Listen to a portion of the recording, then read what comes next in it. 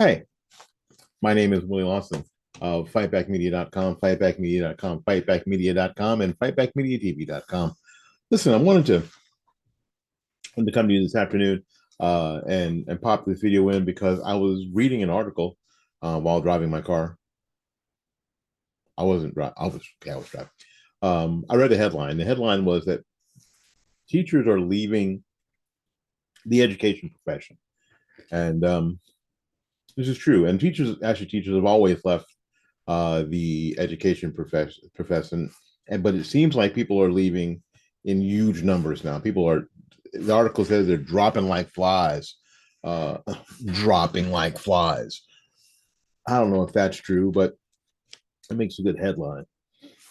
And if you were curious why people are leaving, I think the assumption of why people are leaving the profession is only partially correct. There are a number of reasons why somebody leaves a particular profession that they thought they wanted to do. Um, and the one that everybody thinks are leaving for is because they don't get, you say it, they don't get paid enough. It's the money. Well, you see, I think that when you say that about people who are going into the education profession, you really kind of dog them out, because the idea is that um, everywhere that I know about, unless you could write down in the comments that your experience was different, you have a really good idea, if not exactly, what you are going to make. And sometimes what you're going to make for the next 5, maybe even 10 years, depending on the chart they put out. I know that when I went to work for this school district here where I live, yeah, there was a chart, and you knew from 5 to 7 years, you know exactly what you were going to be making. So, and that chart isn't hidden to just employees. That chart is public record, because school districts are public entities, and you could find out. There wasn't any. I mean, there was no way that you couldn't have known. Just no way that you could not have known. Like when you got your first, check, it was like, what the, what is this? Right? There's no way, unless there's something wrong with you. So I don't believe that that's the real reason. I think that some of the real reasons are a culmination of things. You have your customers, you have the people you serve, which are not the same thing, and I'll explain it in a minute. And then you have management. And then you have management. Your customers are the parents. And yes, parents can be, yes. And then you have the people you serve, the students. And children can be,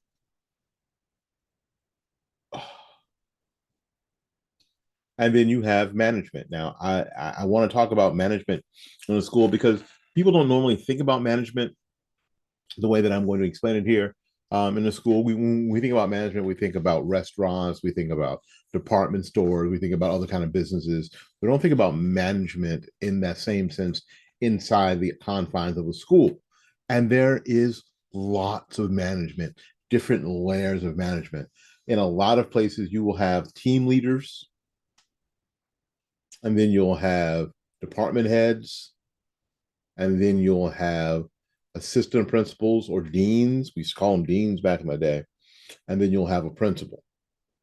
So there are, at least in most schools anymore, at least 4 layers of management. And these aren't people who are necessarily master teachers helping you learn the art and the science of teaching. These are people who are, their job is to manage the plant, making sure that things go smoothly, making sure that this paperwork is done and this program is done and implemented. It's management. It's straight up management. And in a lot of situations that we have, in our culture, people are promoted to areas that they are not good at because they are good from the previous area. Great salespeople get promoted to sales manager and become horrendous sales managers because they're really good at sales and really bad at the manager part. Happens all the time. You have people who are maybe really good teachers, but are fine if they are left to their own devices, but really bad team leaders or department heads, even worse. Because being a department head is, and if you've been a department head, go ahead and comment below. It's almost entirely a management position. It's hardly ever about how something is being taught, ways to improve, hardly ever about that. It's about if making sure that the department has paper, making sure the department has supplies, making that's what it's about, right? Most assistant principal jobs are, especially in high schools, which I have the most experience in, are glorified dean positions, which is managing student behavior for the most part. Not entirely, but a lot. And the principals, and sometimes there are assistant principals of curriculum that deal with mostly curriculum items, and then there's where I'm from, back here where I'm from, it is assistant principals of administration, which are kind of over teachers, but mostly they're over sports or sports, and then the principal, who is supposed to be over all of it, managing it. It isn't like the principal can come into your classroom and say, "Hey, listen, I heard you explain that thing about the quadratic equation. Can can I try? I've got something that I like to share with you." Does that happen? In 30 years of a career, has that happened to you one time? If it's happened to you one time, you've had an amazing career. If it happened to you one time, you've had an amazing career. And I hope that you stayed with that principal your entire career. But that's not usually what happens. That's not what they're there for. They're not the master teachers. So why are people leaving the profession? I just told you it's probably not the money, because they knew what the money was. Um, it's the work conditions. It's the work conditions. Um, Most teachers, after their first month or so, who leave early, realize this is not what their professors at the highfalutin college that they have this massive student loan for, all future video stuff, told them it would be. There is a Pollyannish approach and feel to educating, because we're going to educate young people. We're going to participate in, children are our future, right? That's what we're going to do. And you're not going to have to manage behavior, because all the kids are really lovely and they just want to be there, and they just want to learn. Yeah, some of them do, no doubt. My time in, some of the kids are awesome. Some of the kids are fantastic.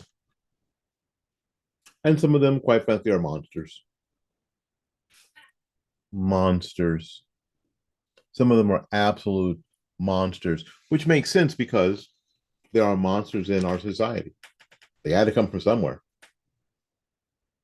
So you have those. And I don't think people are prepared for that. I don't think that 6 weeks of internship, because in most situations, you're really covered from the really nasty stuff.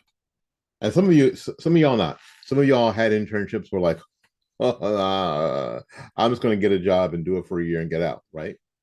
Right. I mean, you had your exit strategy all in place right after your internship. And quite frankly, I hate you. I don't hate you. I don't hate you for that at all, because you learned early. This is not going to be for me. But it's that. It's the student that you serve, partially, but mostly, and correct me if I'm wrong, it's management. For all the reasons that I just gave, these people may be good at teaching. They maybe, but what we know they're not good at is managing people and dealing with and being a buffer between the customer or parent and the teacher, and being a good productive buffer, because you need that buffer, right?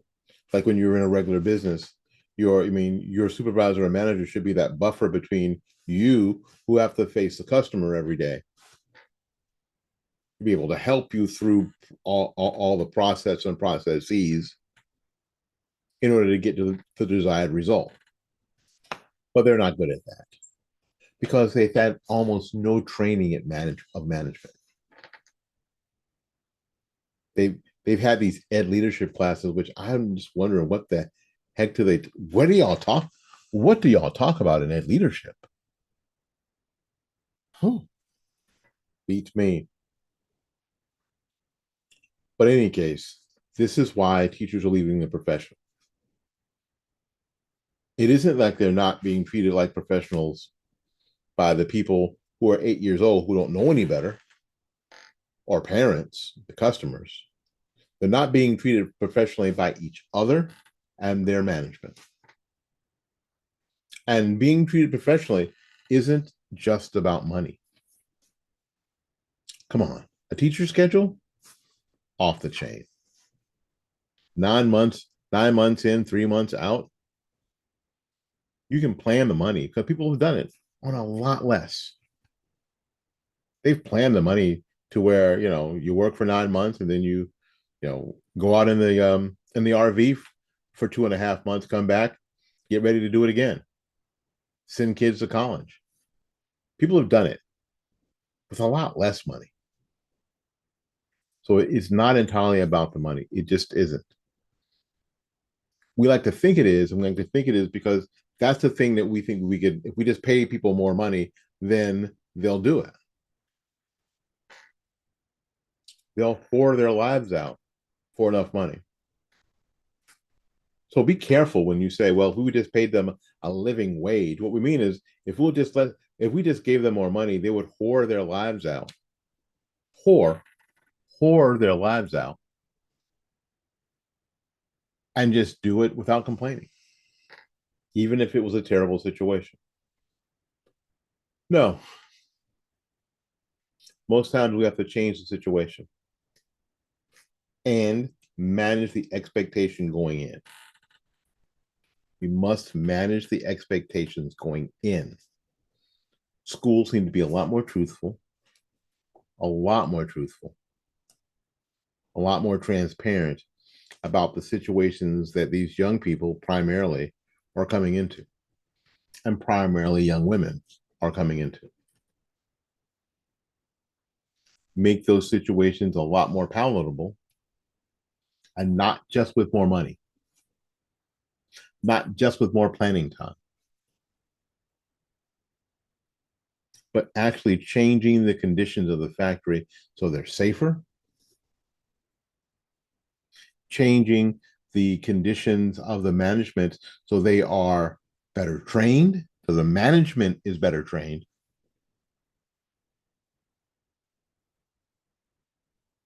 and changing the expectation to something that's reasonable and realistic, something that can actually be done. You can either fix public education or you can get rid of it. But it can't continue in its current form, or it's going to be a detriment and an impediment to the society. My name is Willie Lawson. This is a production of fightbackmedia.com, fightbackmedia.com, fightbackmedia.com, and fightbackmediatv.com. Until we see you again, go out there and learn something, love somebody, and for goodness sakes, y'all take care of yourself. We'll see you when we see you. Bye-bye now.